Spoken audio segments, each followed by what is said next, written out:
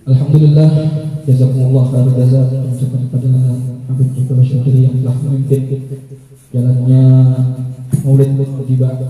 Semoga tentunya dengan berharap syafaat dari Rasulullah SAW kita mendapatkan kebahagiaan dunia maupun akhirat. Amin amin ya rabbal alamin. Segenap sahabat-sahabat baik yang berada di sekretariat maupun yang sedang berada di rumah yang menyaksikan live streaming baik di Facebook, Instagram maupun YouTube Gerakan Pemuda Ansor Jakarta Selatan. Tibalah kita pada inti acara, yaitu pembacaan kitab Nurul Zolam yang pada kesempatan kali ini akan dibaca atau dipimpin oleh sahabat Ustaz Mustafa Wajih. Ilaihi falyatafaddal mashkur. Kita baca salawat dulu ya. Ya Rabbi bil Mustafa balligh maqasidana waghfir lana ma madha ya wasi'al karami. Ya Rabbi bil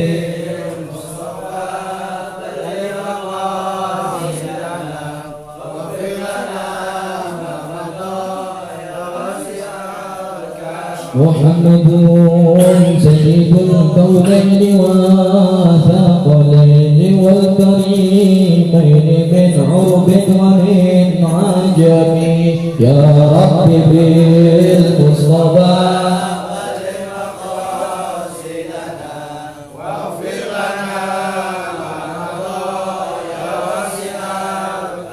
نبينا الأمير النهي فلا أحد أبر في قولنا منه ولا نعم. يا رب بالمصطفى بلغ مقاصدنا واغفر لنا ما مضى يا واسع الكرم. هو الحبيب الذي ترجى شفاعته لكل حول من الأهوال مقتحم. يا رب بالمصطفى بلغ مقاصدنا واغفر لنا ما مضى يا واسع الكرم. اللهم صل وسلم وبارك عليه وعلى آله. Assalamualaikum warahmatullahi wabarakatuh. Waalaikumsalam warahmatullahi wabarakatuh. Al-Fatihah.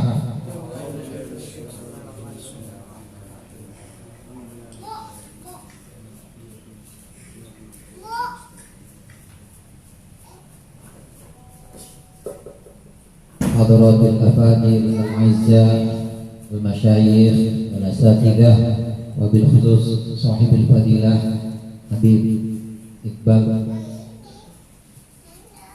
Rais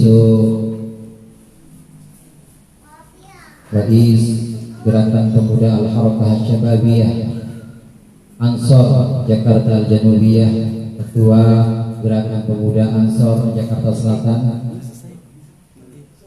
Ketua Rijalul Ansor Jakarta Selatan, dan segenap sahabat-sahabatku sekalian yang dimuliakan oleh Allah. Alhamdulillah pada malam hari ini kita bisa bertemu berkumpul di majlis yang penuh berkah ini.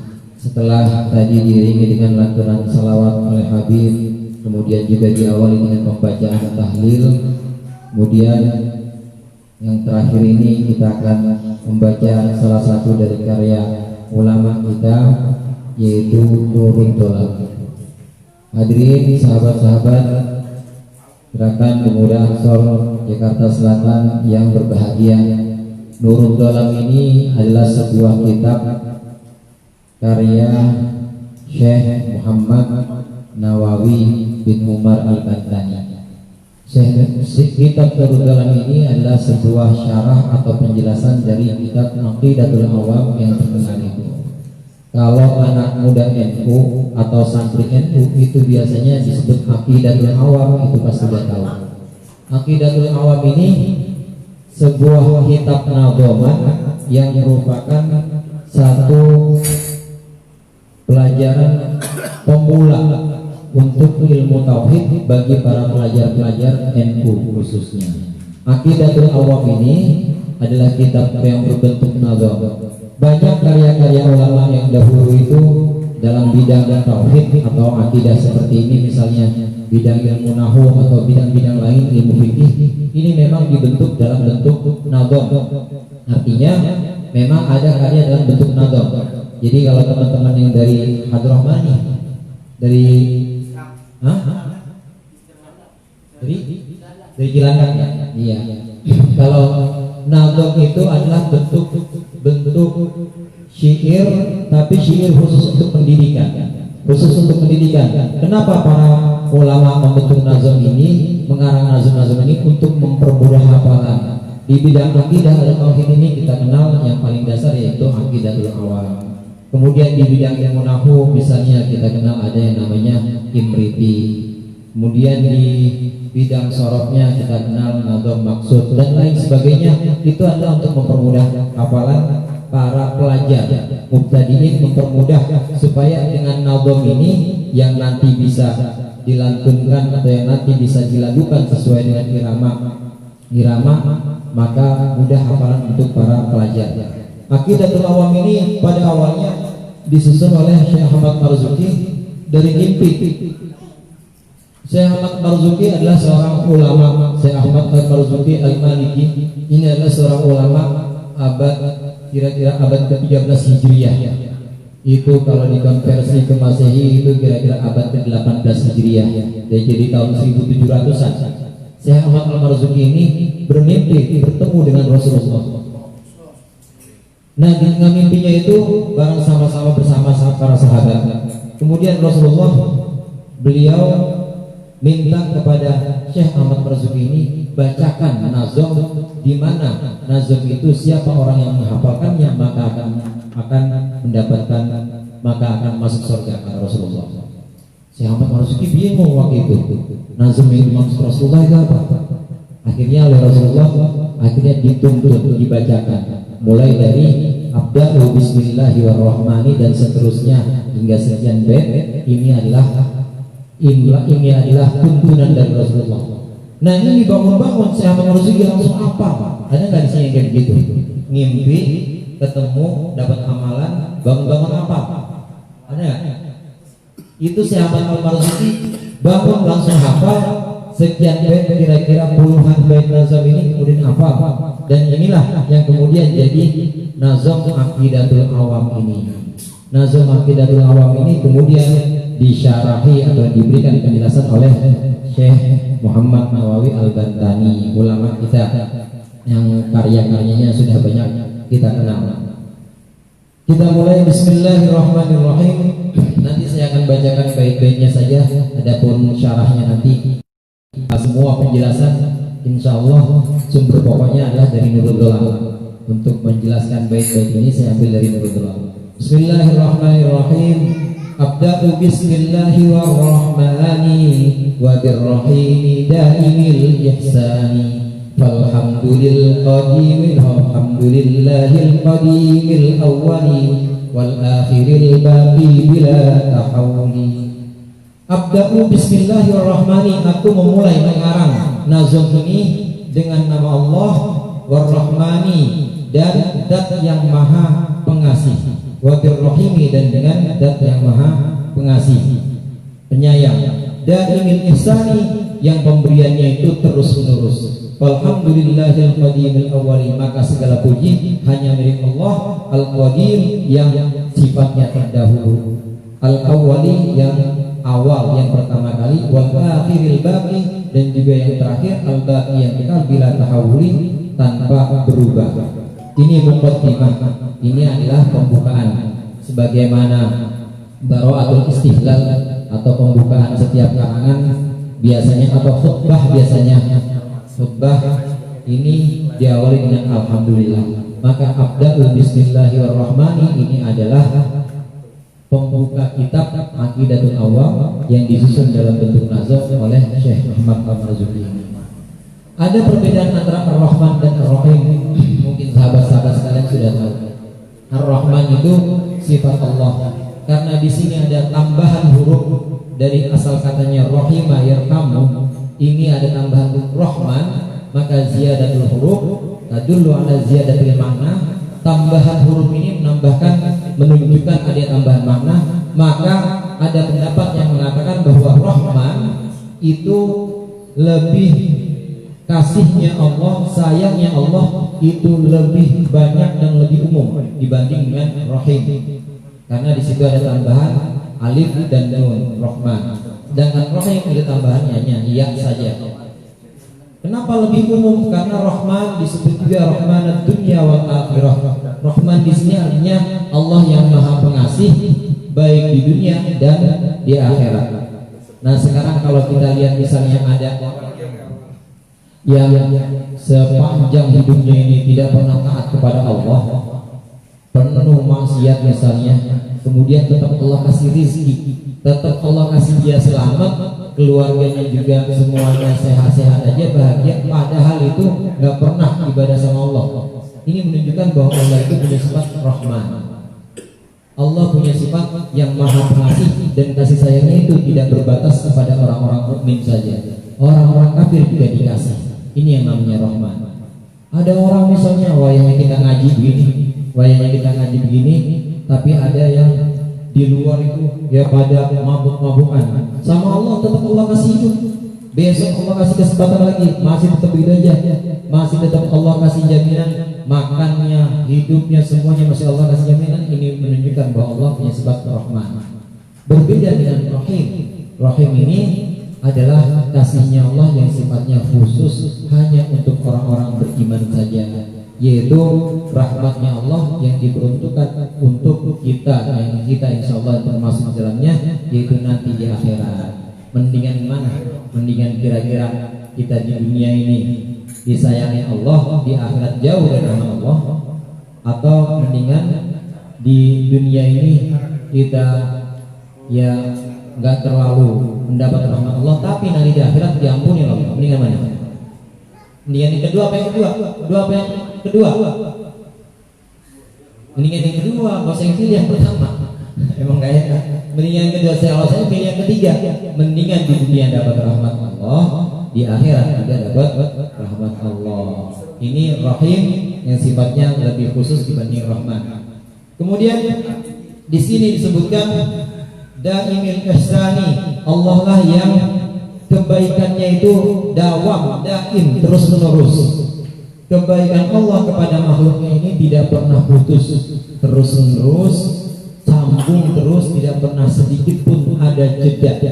Kalau saja ada jeda kasih sayang Allah kepada kita, maka selesai. Kulla yaumin huwa fi sya'an. Setiap hari itu Allah ada dalam segala urusan. Urusan apa itu? Ya urusan makhluk-makhluknya.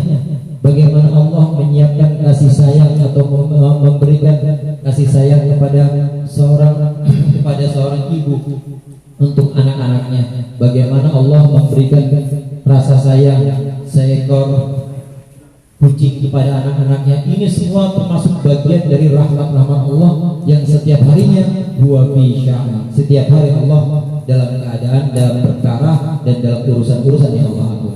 Antara lain urusannya adalah ihsannya Allah kepada seluruh makhluknya. Sahabat-sahabat sekalian yang dimuliakan oleh Allah, kemudian setelah bara'atul istihlal mengucapkan alhamdulillah, Nabi Syekh Ahmad Marzuki melanjutkan tumas salatu wassalamu sarmada ala nabi khairi man qad wahada wa alihi wa sahbihi wa man tabi'a sabila dinil haqqi ghaira mubtadi. Kemudian selawat serta salam sarmadan selamanya ala nabi, atas Nabi Muhammad sallallahu alaihi wasallam, khairi man qad wahada, sebaik-baiknya orang yang bertauhid. Selesai salam, kemudian pengarang kitab ini mengucapkan salawat. Selesai alhamdulillah memuji kepada Allah, pengarang kitab kemudian mengucapkan salam, salawat, salam untuk Nabi besar Muhammad sallallahu alaihi wasallam. Sama seperti pembukaan yang lain, pembukaan kitab atau pembukaan khutbah, pembukaan apapun itu, alhamdulillah kemudian salawat dan salam. Ada yang menarik di sini, Nabi Muhammad adalah khairu man qad wahhada, orang terbaik, baik sebaik-baiknya orang yang bertauhid. Bertauhid itu artinya dalam hatinya memang sama sekali tidak ada kemusyrikan. Dalam hatinya ini sama sekali tidak ada apapun selain Allah yang dijadikan sebagai gantungan, yang dijadikan sebagai tempat bergantung. Rasulullah adalah khairu man qad wahada. Apa pembuktiannya? Mungkin sahabat-sahabat sekalian sudah tahu bahwa di umur 4 tahun Rasulullah pernah didatangi oleh malaikat Jibril. Betul. Malaikat Jibril kemudian membawa semua dari dadanya, mencuci dadanya, kemudian Allah masukkan, kemudian malaikat Jibril masukkan di situ cahaya Allah. Ini hati Rasulullah yang urusannya atau kaitannya dengan tauhid, ini adalah khairu man qad wahada. Hati Rasulullah adalah hati orang yang paling bertauhid, yang tauhidnya, yang keikhlasannya, ikhlas memurnikan tauhidnya, itu sebaik-baiknya manusia adalah Rasulullah sallallahu alaihi wasallam. Khairu man qad wahada. Kenapa? Karena Rasulullah lah yang langsung intervensi Allah, langsung Allah campur tangan melalui malaikat Jibril membersihkan semuanya, semua apa yang ada dalam hati yang secara manusiawi ada, kemudian Allah bersihkan dan Allah masukkan cahaya Allah. Inilah nikmat Allah kepada Rasulullah sallallahu alaihi wasallam, khairu man qad wahada. Nikmat ada banyak sahabat-sahabat, di antaranya itu yang kita kenal atau yang bisa kita bagi nikmat-nikmat itu, di antaranya ada menjadi 2 bagian. Jadi nikmat itu ada nikmat dunia, ada nikmat akhirat. Kira-kira ada belum yang udah ngerasain nikmat akhirat? Belum. Ada yang mau duluan? Kudu mati dulu kalau nikmat akhirat. Nah sekarang kita bicara kalau nikmat dibagi menjadi 2, dan ini ihsan yang tadi, yang kebaikannya itu terus-menerus memberikan nikmat kepada manusia, maka secara garis besar pembagian nikmat menjadi 2, maka yang akan kita bahas paling banyak itu adalah nikmat dunia, karena nikmat akhirat itu nanti baru kelihatan setelah kita melalui pintu kematian. Nikmat yang pertama, nikmat dunia ini dibagi menjadi 2. Ada yang sifatnya itu wahbi, ada yang sifatnya itu kasabi. Wahbi ini artinya terberi begitu saja. Ketika kita lahir itu udah Allah kasih. Ini nikmat dunia yang sifatnya wahbi. Jadi given sifatnya. Terberi begitu saja dari Allah. Begitu kita lahir kita udah terima. Contohnya apa? Nah yang wahbi ini dibagi menjadi 2, yaitu yang sifatnya jasmani dan sifatnya ruhani.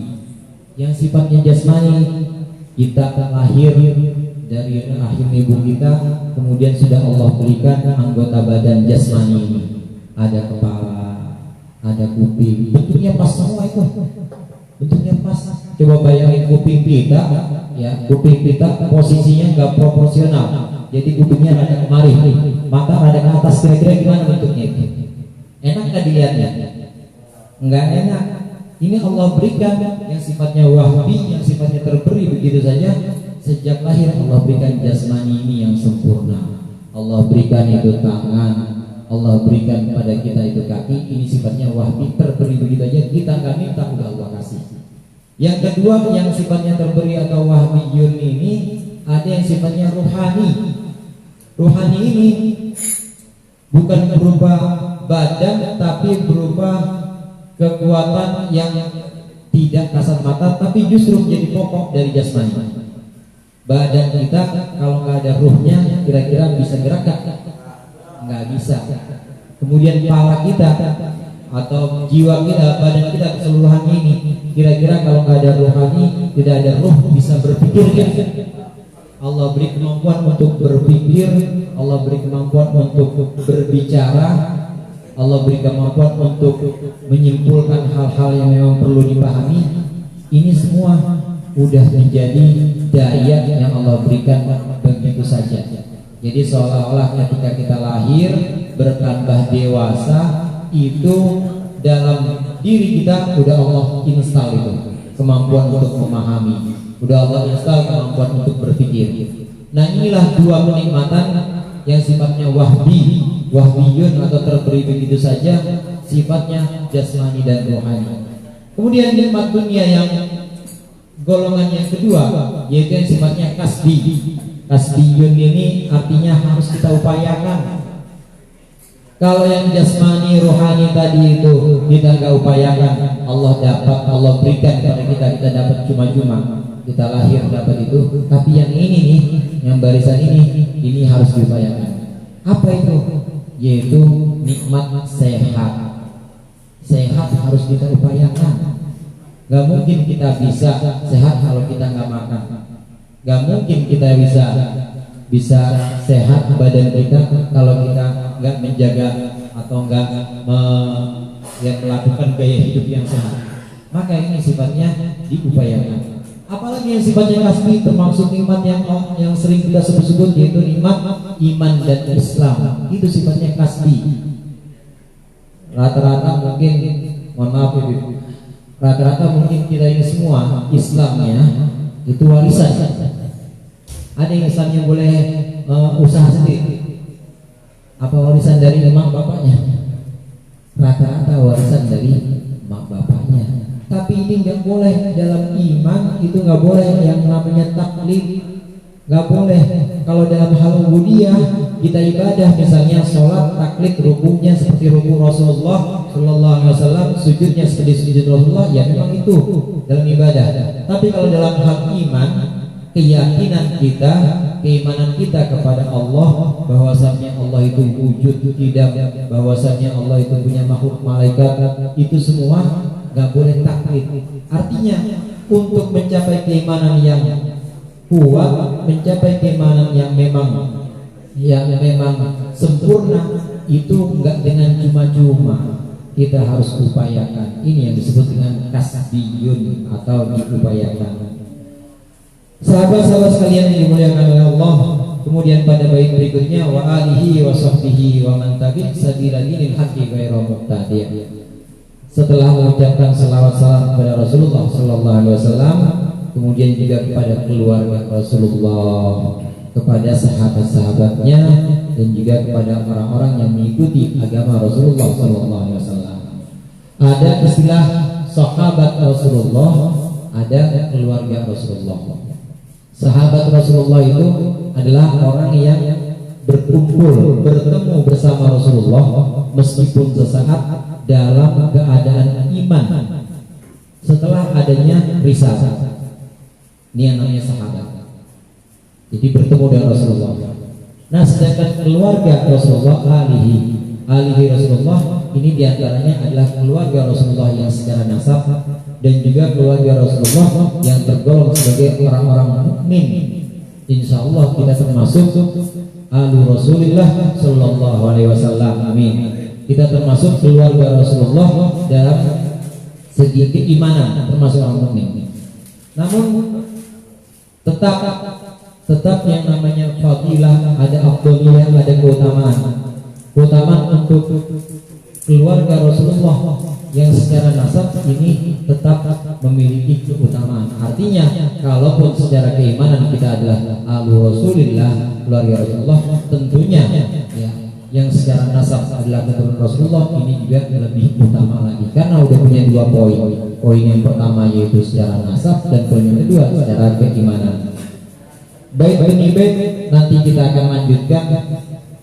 Alhasil apa yang akan kita bahas nanti pada Nuruz Zolam ini adalah tentang pelajaran akidah atau tauhid.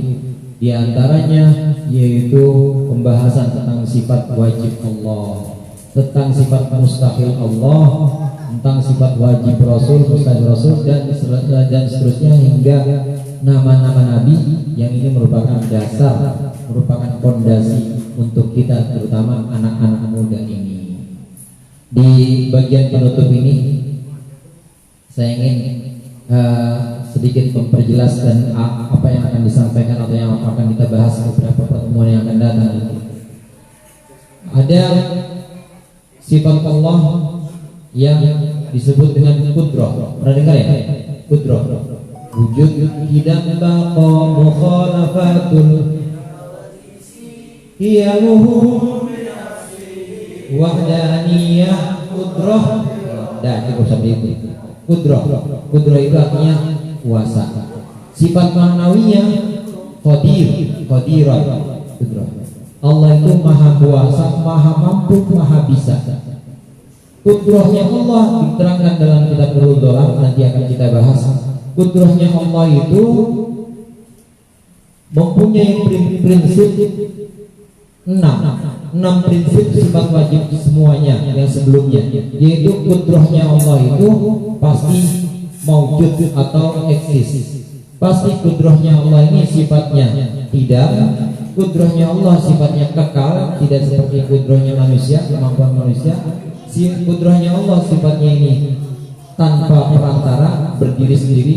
Qudrahnya Allah sifatnya esa. Dan yang terakhir, qudrahnya Allah, kuasanya Allah ini berkaitan dengan hal-hal yang mungkinan. Nah ini di bagian mungkinan ada 3 hal paling tidak yang bisa kita pelajari dalam ilmu tauhid, atau 3 istilah sementara ini.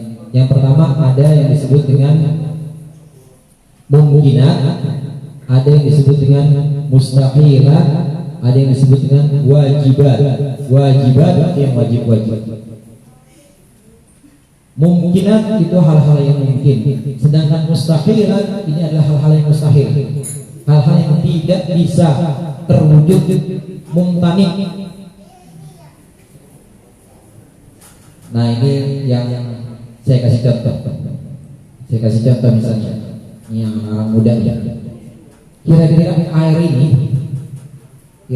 air ini kalau saya lempar nggak jatuh lagi ke bawah, ini mustahil apa? Mustahil. Nah itu mustahil dalam makna umum, mustahil dalam pengertian umum. Tapi mustahil dalam pengertian akidah atau tauhid itu nggak mustahil. Itu namanya apa? Mungkin. Apa yang mustahil? Yang mustahil itu sesuatu yang tidak bisa terjadi sama sekali. Saya ulang lagi contoh ini. Contoh air ini kalau saya lempar nggak kembali lagi, nggak balik lagi ke tanah, dia melayang gitu aja. Ini bukan hal yang mustahil. Ini hal yang mungkin. Kenapa kita bilang mustahil? Karena kita belum pernah lihat aja. Apa yang sudah pernah kita lihat berulang-ulang itu jadilah hal yang seolah-olah itu biasa, seolah-olah itu hal yang mungkin. Padahal ada banyak perkara-perkara yang sebenarnya itu mungkin, gara-gara kita nggak pernah melihat kita sebut mustahil. Padahal itu nggak mustahil. Ontak keluar dari batu mungkin mustahil. Ontak keluar dari batu, dari ini kan nih, dari apa? Speaker ini, dari sound. Mustahil nggak? Mustahil nggak? Ontak kecil atau keluar dari, mungkin nggak? Ini hal yang mungkin namanya kalau dalam tauhid. Nah Allah, kudrahnya Allah ini berkaitan dengan hal-hal yang mungkin, hal-hal yang memang bisa terjadi meskipun tidak pernah terjadi. Beda lagi dengan mustahil. Apa itu mustahil? Mustahil itu yang sama sekali secara konseptual itu sama sekali tidak akan terjadi. Contoh yang mustahil begini kawan-kawan, sahabat-sahabat. Pernah melihat lingkaran yang bersudut 4? Pernah? Itu mustahil. Itu mustahil. Beda dengan tadi. Beda dengan ontak yang keluar dari batu, itu mungkin. Kenapa? Nabi Soleh itu punya mujizat itu. Tapi kalau lingkaran bersudut 4, mustahil. Begitu juga misalnya hal yang mustahil, nah, perkara yang benar-benar nggak mungkin terwujud, yang benar-benar tidak mungkin terwujud, itu sekutu bagi Allah. Ini mustahil, sekutu bagi Allah. Nah, istilah-istilah inti atau istilah-istilah pokok dalam ilmu tauhid yang nanti kita tarik pembahasannya itu, yang tadinya dalam pengertian umum kita tarik menjadi pengertian orang-orang khusus atau pengertian khusus untuk tauhid atau akidah. Di antaranya yaitu pengertian antara wajibat, kemudian mumkinat dan mustahilat. Barangkali itu saja untuk kesempatan pada hari ini. Lebih kurangnya saya mohon maaf. Wallahul muwaffiq ila aqwamit thoriq. Wassalamualaikum warahmatullahi wabarakatuh. Wabarakatuh. Jazakumullah khairan katsiran. Ucapkan kepada sahabat Mustafa Wajidi yang telah mengisi materi Nurul Zalam. Baik, sahabat-sahabat baik yang berada di sekretariat maupun yang berada di live streaming Facebook dan Instagram. Inilah kajian rutinitas daripada Gerakan Pemuda Ansor Jakarta Selatan yang dilaksanakan rutin setiap malam Jumat. Insya Allah setiap minggunya kajian kitabnya itu berganti-ganti ya. Ada fikih, ada akidah, ada tasawuf, dan ada hadis. Untuk menutup acara kita pada malam hari ini, kami mohon kesediaan ada yang mulia Habib Iqbal Syatiri untuk memimpin doa akhir majelis. Wa ilaihi falatafaddal masykurun. Astagfirullahaladzim, astagfirullahaladzim, bismillahirrahmanirrahim.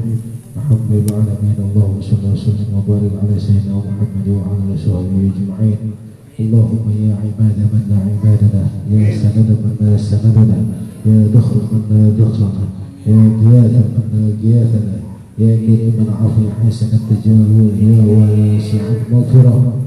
Ya Rabb, ya Rabb, ya Rabb, Allahumma ya Allah, ya Rahman, ya Rahim, ya Dzul Jalali wal Ikram, la hawla wa la quwwata illa billahil aliyyil azim. Ya Hannan, ya Mannan, ya Qadir bil ihsan, la ilaha illa anta subhanaka inni kuntu minaz zalimin. Wa sallallahu ala sayyidina Muhammadin nabiyil ummi wa alihi wa sallam, walhamdulillahi rabbil alamin.